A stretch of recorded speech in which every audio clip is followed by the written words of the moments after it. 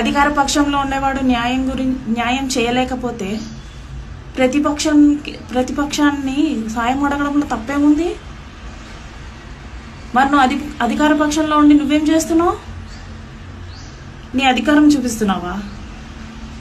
సాధారణ మహిళ మీద నీ అధికారాన్ని చూపిస్తున్నావా? గవర్నమెంట్ ఏం చేస్తుంది? నేను ఈ రాష్ట్రంలో పుట్టాను, నేను గవర్నమెంట్ని కాకపోతే ఇంకెవరిని నమ్ముకోవాలి? వ్యవస్థే కదా నాకు హెల్ప్ చేయాల్సింది. పోలీస్ వ్యవస్థ నాకేం చేసింది? అధికారంలో ఉంటున్న వాళ్ళు ఏం చేశారు? ఇవన్నీ ప్రశ్నించడానికే వీడియో చేస్తున్నాను. 1 నెల అవుతుంది, తప్పు చేసినోడు వాళ్ళ ఊర్లో క్రికెట్ ఆడుకుంటున్నాడు. ఏ తప్పు చేయకుండా నా ఫ్యామిలీకి నేను దూరం అయిపోయాను కాదు, దూరం చేశాడు.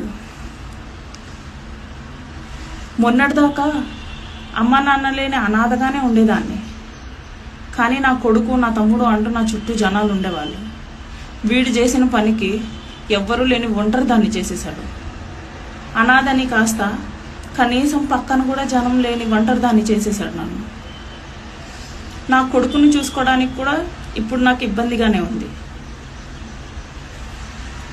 పవన్ కళ్యాణ్ గారు, మిమ్మల్ని నేను ఎందుకు అడుగుతున్నానో తెలుసా?